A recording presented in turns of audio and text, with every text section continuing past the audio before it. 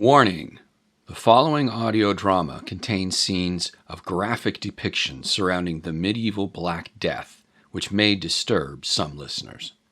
Discretion is advised.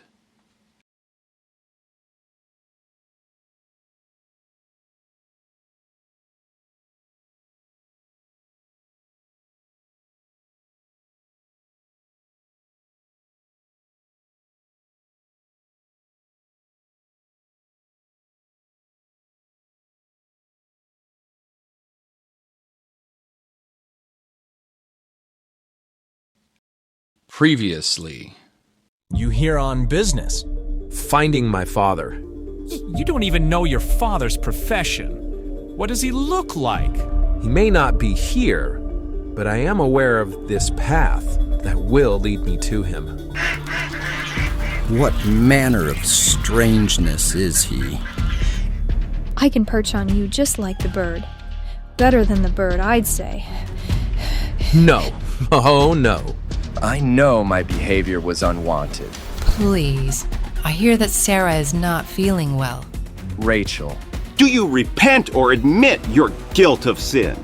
We have also come by ordination of His Holiness authority in Avignon to assist with the matters of your dead. When a coin in the coffer rings, a soul in purgatory springs. You impudent!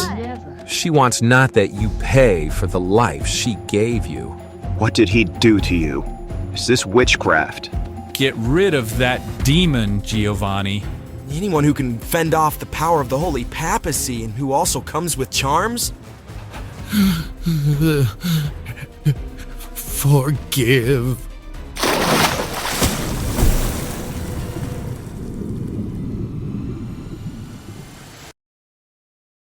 Surrender Not the Flame. Episode 3. The Dance Macabre. Dr. Massey applied a cloth on Sarah's arm where he had just finished the bloodletting. The young lady lied on a thatched bed, delirious, near unconsciousness, and covered with sweat. Sarah's mother, Marie, and Father Uda stood over her, looking worried. Clarice squinted from a migraine as she knelt beside her sister. Rachel bolted in with Jehan. Marie and Uda bowed to the noble son. Then all attention returned to Sarah. How is she? Barber. I have taken blood. Hopefully that will drain out the infection and return her humors to balance. What is this? How did she get it? She had been breathing corrupted air. Miasma. From where? The butcher's quarters, maybe the tanner's.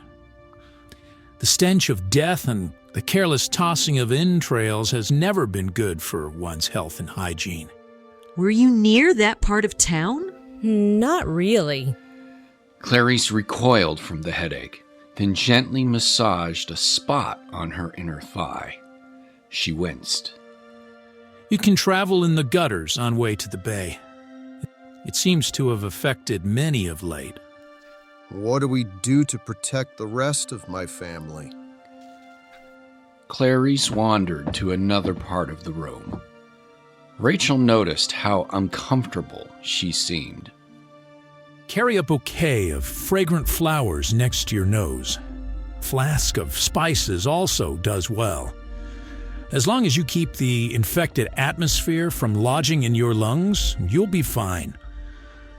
I've done all I can here. Pray and trust in the Lord and His good graces. God bless. Thank you, Barber. Thank you.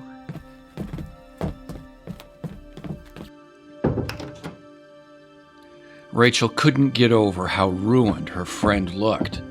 All the color drained from her face, hair matted from sweat. She reached for Sarah, then froze when seeing her head tilt to reveal a large bubo on her neck. Rachel also noticed a strange rash on Sarah's chest, looking as if small, red-ringed coins had been splattered upon her skin. He called the rash rosies, of a lamp bubo. Rachel glanced at Clarice, wondering if she would be next.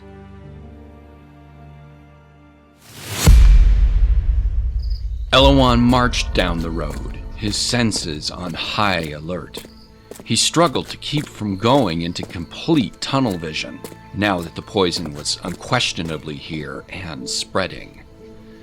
Dr. Massey stood at the sidewalk with the second surgeon. There's another one. I received a letter just days ago from a colleague in the Sena speaking of pestilence. Many were dying, covered with the buboes and rosies, he said. A few of mine already have. I have advised those with a southern exposure to close their shutters from the winds. Perchance we should initiate the new ideas of quarantine, close the town gate. If it is in the wind, closing the gate would do nothing. Their words hung on Elouan as he crossed the cobblestone street. Indeed, it did feel like the air had grown thicker. Like them, he had no idea how the disease propagated. All he had was a major lesson instilled in all the students from his monastery school. There aren't any coincidences. That is, he understood, on a certain level of one's spirit, a person made a choice to either play the game or become absent during a crisis as a way of avoiding the damage. Of course, most people in the world were not in tune with the deeper portion of themselves to know what choice they had chosen, so they had to rely on coincidences or mysterious interventions to get them through if they were to survive. Rest assured, Elouan reminded himself, such things did happen. A sudden call to leave town, or a weather event that stalled arrival and spared the recipient from a harrowing ordeal. Again, Master Uric taught that everything was interconnected, so there was no separation between humankind and the environment, making such coincidences just as much a part of one's biological experience as a scab forming to seal a wound. Unfortunately, because so many were oblivious to not only their own inner biological reality, but also their greater environmental organism, it also meant that those who chose to stay had no idea the impending events might most likely end their experiences on the earthly playground. This bothered Elouan as he found Giovanni gathering with his family near the livery to begin the ride home. How would the coming events affect them? What path were they destined to take in the wake of contagion?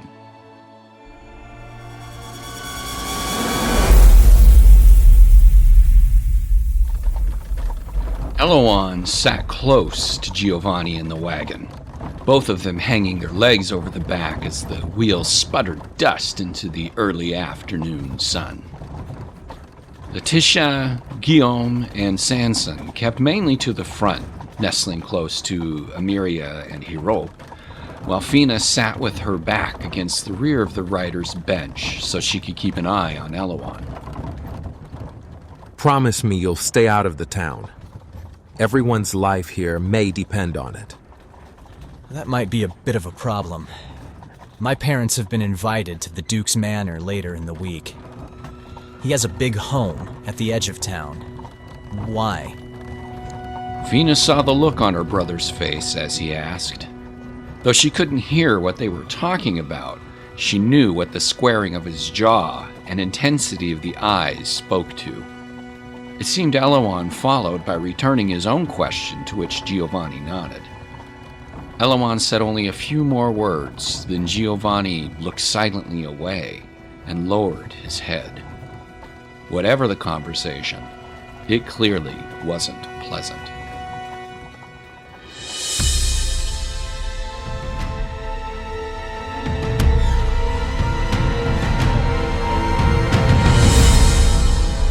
Elouan emerged from the sheep barn with a sack of belongings dangling over his shoulder.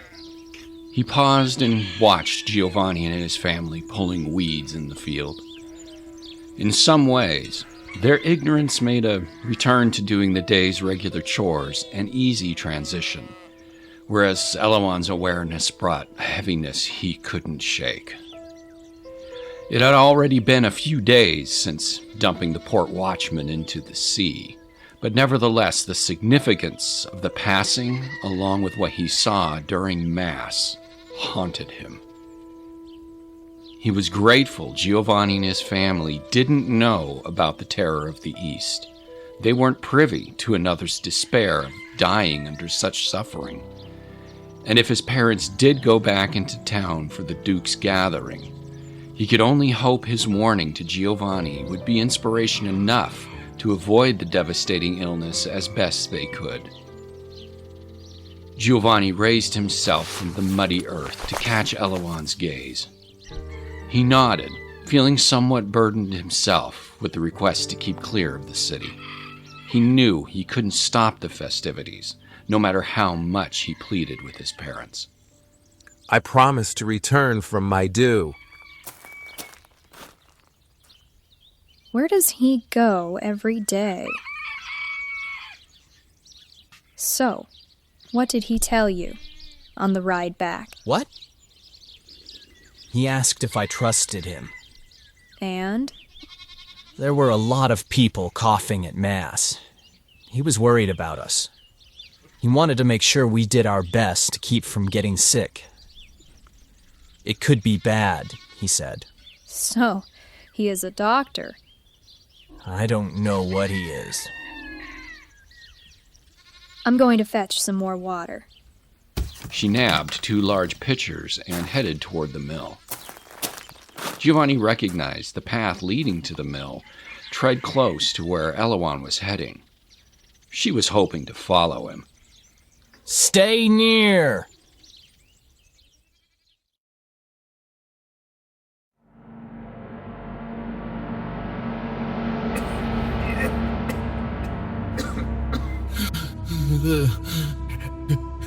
Forgive. Elouan couldn't suppress the memory of Merovec's death. Perhaps that was the idea. He wasn't meant to. Perhaps it pointed in a specific direction, not only for safety, but also to find his father. At the very least, the dynamics of the world around him were shifting rapidly, and he needed to break clear of his own confusion. The only way to do that was to release the tension along with the endless chatter of the egoic mind. Thank goodness he found the waterfall with the meditation rock, where he could let its isolation within the rushing river provide a sense of separation from the chaos. It took him several minutes to settle in, after first letting the river wash away any contaminants upon his skin. Before taking the dip, he had washed his clothes using a combination of herbs from the small sacks in his pouch, then shaved using a small dagger. Being scrubbed, clean, and shaven, he alighted on the boulder, feeling his naked body was synonymous with the pristine physique one is gifted at birth, honoring the forces of life in their native expression instead of hiding or augmenting them in false clothing. His communion with nature took longer than usual to achieve. He had to dissolve his anxiety, to silence the questions whirling about him. Once harmony had brought equilibrium to his spirit, he dropped an impression within the central ocean, which he hoped would reach Golda and Weimark, updating them on what he had witnessed. He did this by subtle pushing of emotion. Within that burst would be images and words, but it required the emotion to give it energetic thrust. He trusted that during a moment of their own meditation, they would sense it, bring it in, and unpack it. Next, he moved his awareness to expand into a greater field of open inquiry, particularly about his father, Ranulf. The only impression he could discern was that Ranulph was still alive, and that circumstances would definitely bring him into his sphere, though what kind of circumstances remained presently unknowable. For Elouan, this meant such events may be beyond any current point of reference in his own being. Nothing could be shown to him, because he wouldn't understand the information, whether it be symbolic or literal. He had to accept that his inner being would unfold his egoic self in perfect harmony with all the particulars, and that such unfoldment would also happen with Ranulph, all within the context of a horrible outbreak of disease. For now, just knowing that his father was still alive was enough. As soon as he accepted this, he felt compelled to open his eyes. A delightful rainbow perched from the boulder and suspended beyond the cliff of the waterfall. Elouan understood it was a play on the light made by the spray of the water, but that didn't negate the power of its symbology, and that something, or someone, swept through the universal energy of his meditation to alert him to notice it. It provided another layer of confirmation that he would be successful in finding his lost parent.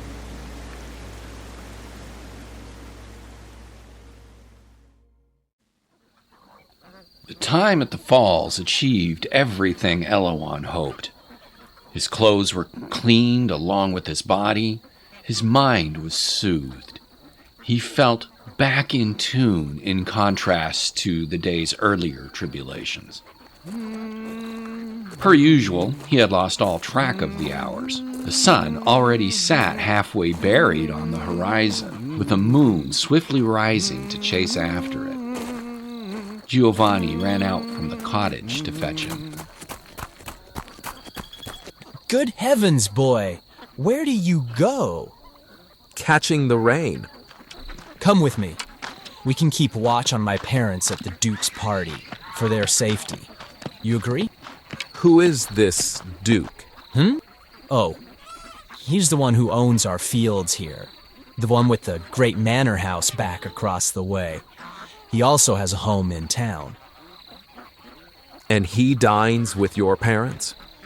He's a very generous man. He hired my father to make a fine saddle for his horse last year. He loves that horse. Good thing he also loved that saddle. Have your parents already gone? This is not fair, Giovanni. What can I say? Somebody has to watch the children. Letitia, get that away from there. And you think I should come? Would I not be welcome? I hope you do not wish me to be there for entertainment. I have a reputation to keep. Giovanni pursed his lips as they made their way inside the stable. Though it may be true he had a reputation, he was also thinking it might offer some revelation about understanding who Elouan really was. He mounted the horse and motioned for Elouan to join him. No wagon? We'll ride together. Your stuff will be safe here. Elouan liked the idea, as it would allow him to stay especially close. He left his belongings to dangle on the post of the stall, then took Giovanni's hand as he helped lift him onto the horse's back. It will be fun. Hang on. Elouan held tightly to Giovanni's shoulders. He noticed a tenseness in his friend's muscles, an unusual stiffness that ran up the spine into the neck. He knew Giovanni's insistence he come was more than simply keeping up a reputation. It was a test.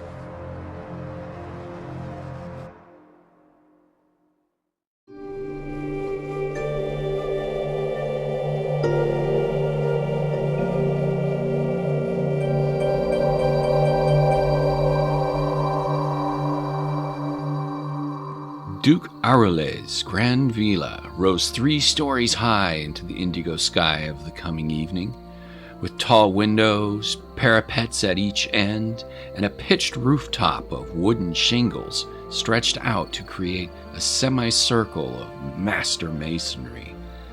A large balcony extended from one of its upper floors, overlooking manicured grounds. For some, it resembled a miniature castle for a much grander noble. The whole domain abutted a canal that ran along the back wall of the city, creating an even greater sense of security and wealth. The horse bearing Giovanni and Elouan trotted down the long path leading to the visitors' livery stable, where a couple of servants waited. As they neared, Elouan saw one of the young men looking fatigued and wiping sweat from his forehead. It would have been unusual, as the night air had a coolness that would not lend itself to making one feverish while working with equestrians. Fortunately, at the dismount, Giovanni handed the reins to the other gentleman. There you are. The helper bowed courteously, while Elouan noted the other taking another swipe at his forehead and slightly squinting from an apparent headache. Giovanni led Elouan from the stables onto an ornate stone pathway leading through berry bushes and blooming flowers. The Duke recently returned from the east, fighting in the Pope's army. Over 1,000 men he's killed, they say. And for 1,000 men, he gets a house such as this, as well as the manor in the countryside? No, he most likely will get 1 or 2 more.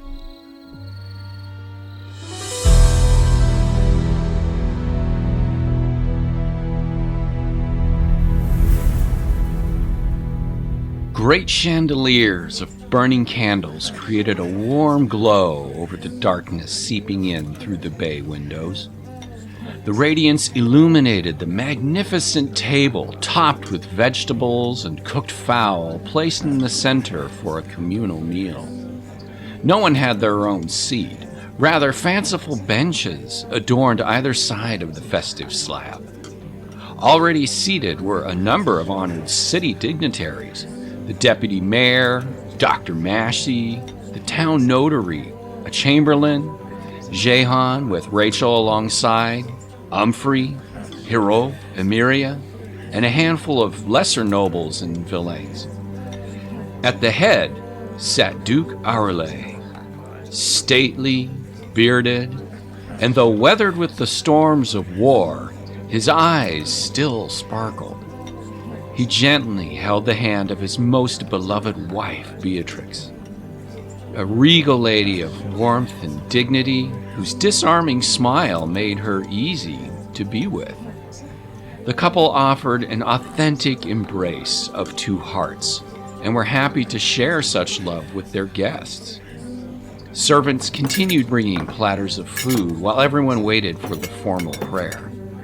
In the meantime, the Duke welcomed some meaningful pre-dinner conversation as he addressed the deputy mayor.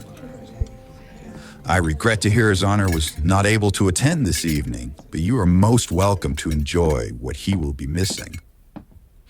The unexpected joys of being the deputy mayor when His Honor is not feeling at his best. Yes, it seems there is some strange new illness in town. We already have a couple of our servants confined to quarters, which is why our personal barber isn't here with us tonight. It is very dreadful. The completion of that new hospital came just at the right moment. His Honor was right to champion that cause.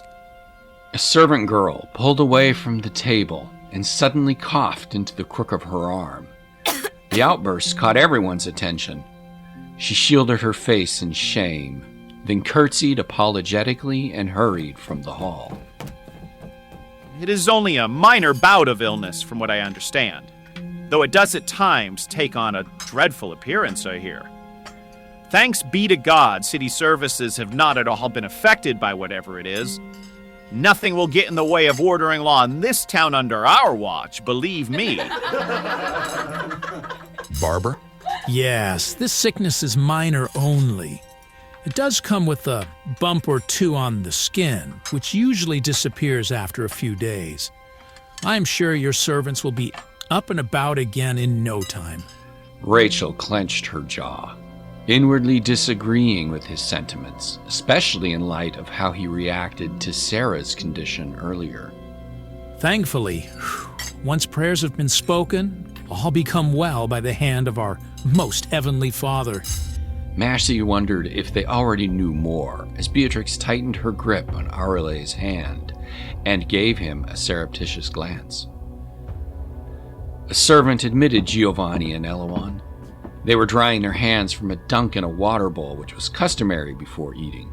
The corner of Aurelé's mouth lifted in a sardonic smile. Giovanni, fashionably late as always, I see. And with a guest. You never change. As always, my lord. Please allow me to introduce... That's him! That's the one I told you of. He took the money right out of the good father's hands. How dare you bring him here to our... Aurélé stood and motioned for his son to retake his seat. Jehan paused, then lowered himself to the bench, glowering in Elouan's direction. Forgive me, my lord, my son... Remain seated, hero. Your name, sir? My name is Elouan. Elouan. Tell me, Elouan, are the words of my son true? Did you take money from a servant of the Lord doing the Lord's work? Elouan knew this was Giovanni's test. It made sense. If Giovanni believed the Duke had a special connection to God because of his association with the Pope, such connection could ferret out whether or not he was himself a person of unusual worth or of satanic meddling. From no servant did I take any money. Rather, I kept a wolf masquerading as a servant from preying on the Lord's flock. Aurélé lowered his hand to the empty scabbard hanging from his hip. Several of the guests wondered if he thought his blade was there and hoping to draw it. Perhaps that's what the Duke wanted them to think, as he held steady for a few seconds longer, then unexpectedly smirked. Sit. You may dine with us. The invitation flabbergasted everyone. Beatrix smiled and reached for her husband's hand. He reclaimed his seat in a measured, regal fashion as Giovanni bowed. Always a pleasure, Your Grace. Always. Giovanni winked at Elouan, then led him toward the table. Elouan noticed a heaviness dissipate from Giovanni as they coursed along the outer edge of the bench to find a place setting. He took the newfound lightness as an indication he had passed the test. I will deal with you when we get home, son. Hero, control yourself. Jehan tossed an odd look at his father as Elouan and Giovanni sat. Rachel couldn't stop staring. In fact, she had spent the last several days wondering about what Elouan had told her. It was a combination of what he said and how he said it. It pierced her and left her with questions she pledged would not go unanswered. Besides, how was he able to do what he did to Father Jacques? It was as if he had been able to see into the priest's mind, yet also something more, as clearly the connection transformed Jacques' behavior. She knew by the way Giovanni was watching the Duke's reaction that he didn't know much about Elouan either. Father! The Duke squinted and waved a hand for him to let it go. Frustrated, Jehan gaped at him, then shot a surprised look Elouan's direction. He couldn't fathom it. Did Elouan perform some type of wicked magic against his father no one saw? Before he could rebut, the servants backed away in a practiced gesture of revealing the completion of the first course's delivery. For what we are about to receive, may the Lord make us truly thankful. Amen. Everyone dived in, reaching for communal plates and bowls, taking small bits of food. Except Elouan. He remained bowed, his prayer overly extended. It wasn't long before everyone felt awkward starting the meal without honoring or wondering what he was doing. They sat and waited, watching with unbounded curiosity. What are you doing? Elouan opened his eyes and straightened himself. He acknowledged everyone's gaze plastered on him, and he knew they were demanding an explanation. Giovanni also gave him a quizzical look, as he had never witnessed this kind of prayer from him before. Yes, he had seen Elouan give thanks for his food over the past few days, but not to this dramatic extent. If I may. You may.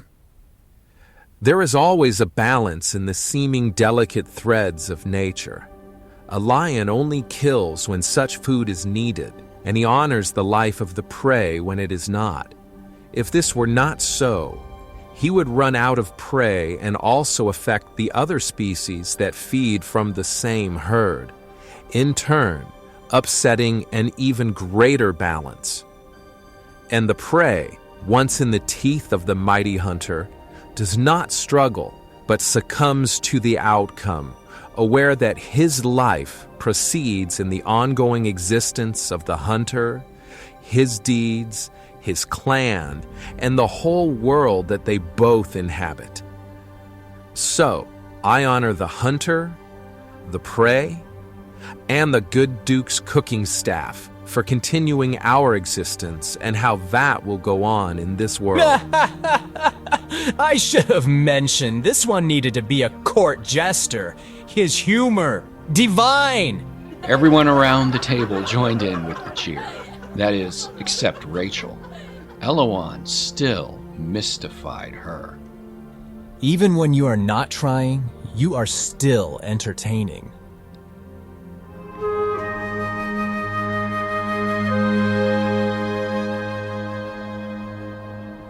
After the last bite of food was washed down, the guests were given a few minutes to relax and enjoy the scenery while the enormous dining table was shoved away to create a dance floor. Elouan remained close with Giovanni, and most guests seemed oddly intimidated by him. Rachel wanted to get near, but it was impossible to separate from Jehan. Fortunately, the interval was short, and the guests were pleasantly surprised by the arrival of minstrels. Elouan thoroughly enjoyed himself. Dancing was one of the great festivities he engaged in with fellow acolytes at the mystery school. It was the one way guaranteed to let go of all the pressures of monastic learning and adhering to the self, and it always promoted the interconnectivity with the larger group. To his surprise, he recognized the dance movements the Duke's guests were doing, with only a slight variation from what he practiced in the Alps. Everyone moved in a circle, alternating between men and women. They spun clockwise, stepping to the left and the right, moving back and forth. No one touched each other, but they came close enough to elicit some brief conversation if wanted. Such was the case when Elouan pirouetted around Giovanni's mother, Emiria. Oh, how my age is showing. Nonsense. Meanwhile, Giovanni bowed toward Rachel amid the dance.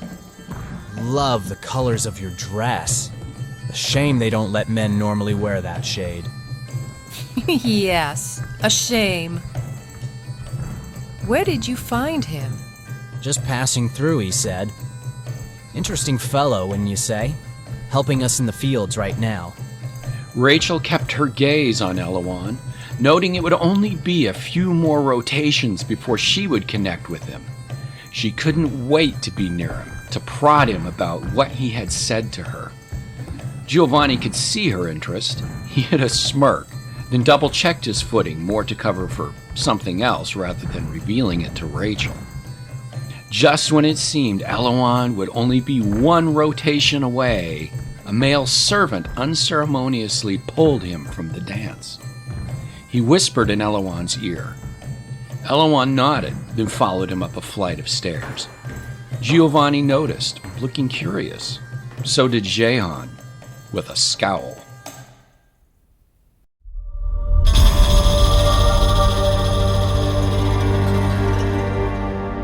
Duke Aurele stood within the warm radiance of torches lining the balcony overlooking his fantastic garden. The servant arrived, delivering Elouan. Thank you. You may leave us.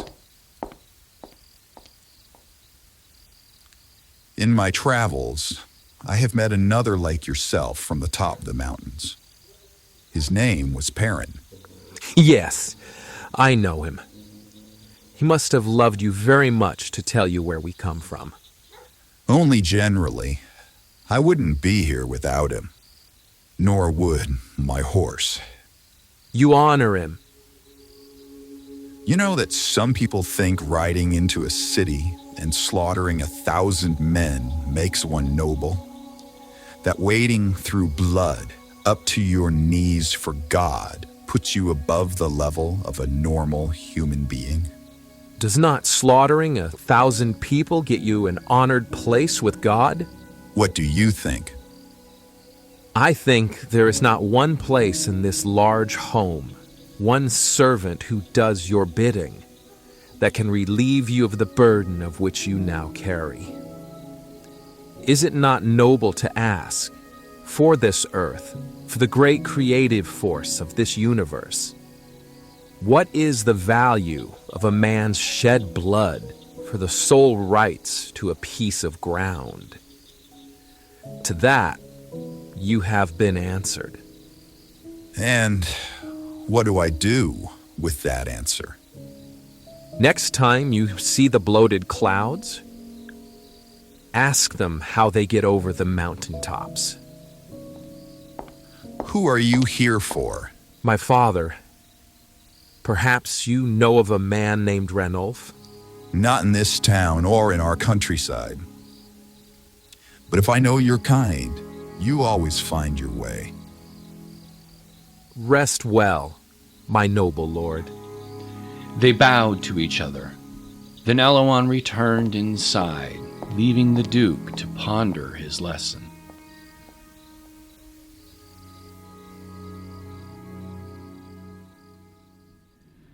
The inner corridor glittered amid scattered waves of darkness, partially lit by sconces. Still preoccupied with the vibrations from the Duke's conversation, Elouan ignored everything, passing through the shadows cast by statues perched along a wall opposite to the estate's main bedrooms. The distraction gave the spy their chance. A lithe figure leapt from the darkness and tackled him, forcing him inside a chamber. Elouan staggered from the attack, but quickly gathered his footing and twirled around to see Rachel locking the door with a crossbeam. Your suitor would not approve. He thinks I've gone to the privy chamber.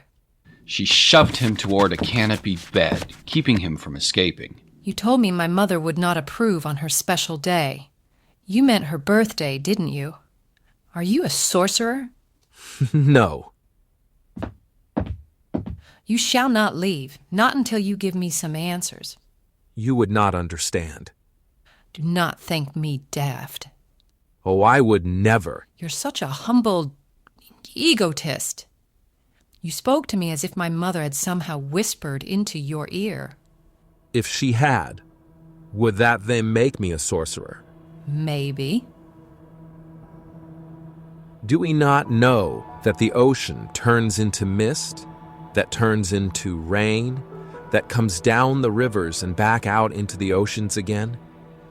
It is all the same thing, just in a different form that you separate. He put a finger on Rachel's forehead. Here. Jehan had waited long enough. He couldn't fathom any reason why Rachel could be held in the privy for so long. He alighted the hallway from the staircase and started swiftly toward the garderobe chamber.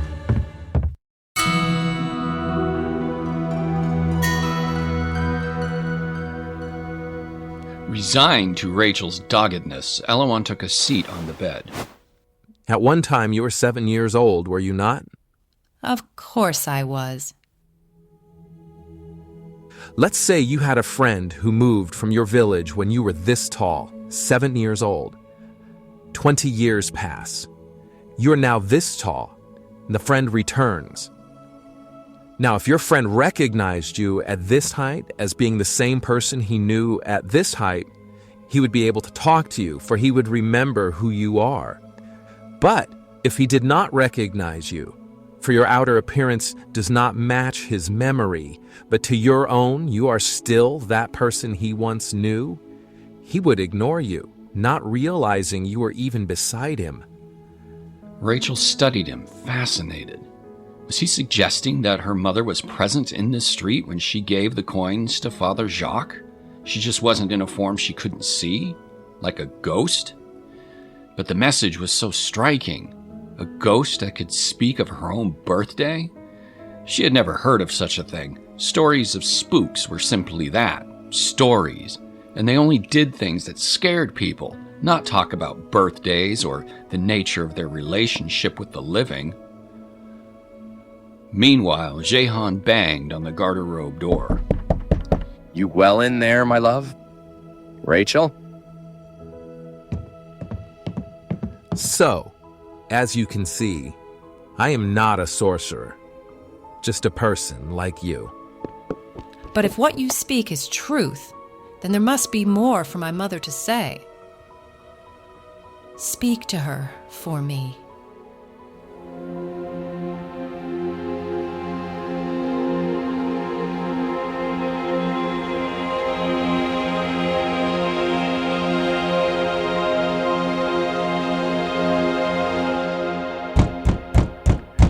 Rachel, let us not go through this again.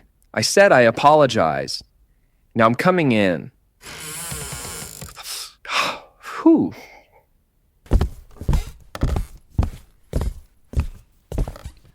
Jehan noticed Elouan was heading back downstairs. Then he spied the open door to the private chamber. Jehan peeked in.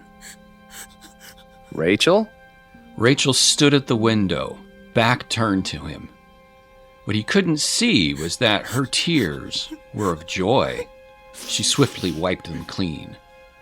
Are you all right? Fine. I am fine. Yes. I'm well.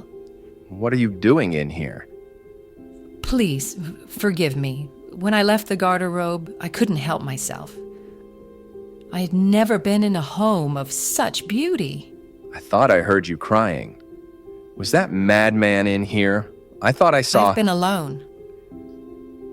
Let's go. Duke Aurele stayed at the edge of the balcony, looking out on the city beyond his gates.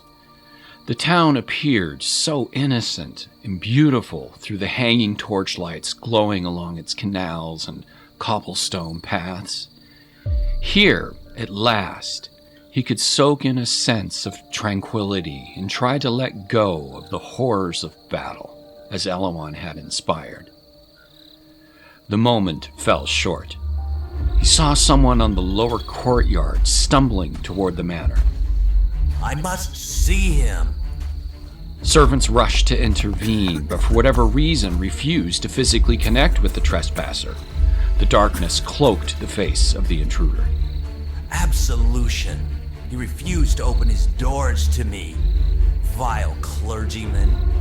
The Duke suddenly recognized the timbre of the voice. Worried, he rushed inside. Giovanni dashed up the flight of steps to intercept Elouan on his way down. We go now. What is wrong? You were right. We should never have come back into town. Elouan and Giovanni landed into the dining hall. A few of the guests were already in a hasty escape, while several others stared in dread toward the open walkway leading to the servants' quarters. One of the young male workers stood there, hugging the archway, his skin jaundiced and body buckling. His half-open shirt, torn to grasp cool air against a devastating fever, revealed a hideous rash of dark speckles upon his chest, as if branded by red and black coins. He looked down at the body of a female servant, already expired upon the floor. She apparently broke out of her quarters and in her delirium came upstairs and died in front of the guests. Her blackened fingertips curled with gangrene, head tilted to reveal a bubo the size of an onion split open upon her neck, oozing darkened blood. Where are your mother and father?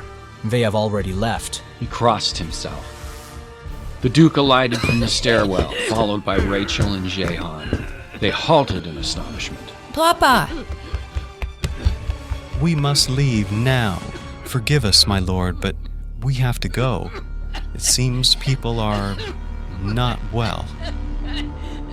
Indeed. I went to gather a personal barber, but he refuses to be near anyone who might have this pestilence. The Duke was surprised by her report. I want to see him! I must see him! Let me through here! The stranger stumbled in. Mr. Mayor! The town's leader looked like a madman. Black hair matted from sweat, eyes bulging, clothes soaked with fevered perspiration, and chest splattered with blood he had at one time vomited, some of it still outlining his lips. When he spotted Duke Aurelé, he gathered all his strength to limp his direction. Clearly, something impeded his gait, as if stabbed in the right thigh. Your lord! Dr. Massey hesitated. He knew what he was looking at, but also knew nobody else in the room would help. The mayor wobbled and began falling to his knees. Massey couldn't let him be so debased, so quickly rescued him from hitting the floor. I've got you. I've got you. Elouan joined, assisting Massey to lower the mayor on his back. He placed a hand firmly on the leader's spine, helping to stem the ravaging of the cough. The Duke hurried to stand watch over his sickened friend. Please, I beg to Almighty God! He stared up at the ceiling. It looked as if he saw something nobody else could, and it terrified him. Elouan put a calming hand on the mayor's billowing breast, catching his attention. What is happening to me? Very soon, you're going to be walking down a long tunnel with a bright light at the end, brighter than the sun. When you come out on the other side of it, you will be in no more pain, and the sickness will be gone. How do you know that? Faith. We will nurse him from here. At that moment, the ill servant on his knees quaked with the rasping cough. He jostled violently in its throes, then belched a horrid gurgle and suddenly painted the floor with blood from his lungs. Elouan raced to a table adorned with drinking pitchers. He sopped himself from head to toe with the carafes, hoping to clean away any contaminants acquired from the mayor. Then he rushed to Giovanni, who bounced anxiously on the balls of his feet. Beside him, Rachel stared, astonished again by Elouan's actions. Jehan kept a tight grip on her shoulders, as if using her as his own personal shield. Watch yourself. I will. We both will. Let's go! Elouan nodded, and Giovanni hustled him through the crowd. As they passed Massey and the Duke, the mayor fell silent. His eyes turned blank, dead. Oh, God! The light of street lanterns played on Giovanni and Elouan's faces as they sprinted through the town on Giovanni's horse.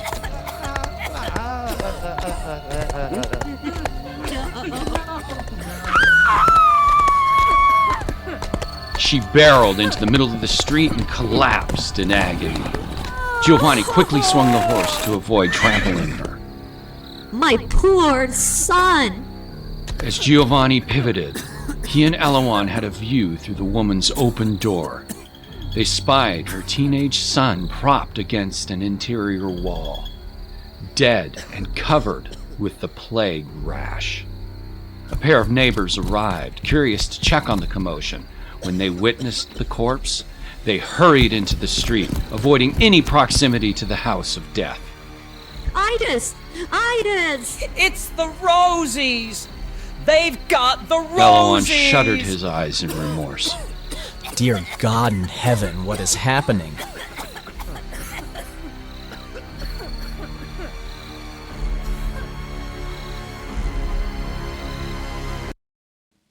Next time. You do things that are wholly unnatural. Only possessed by Satan can you be.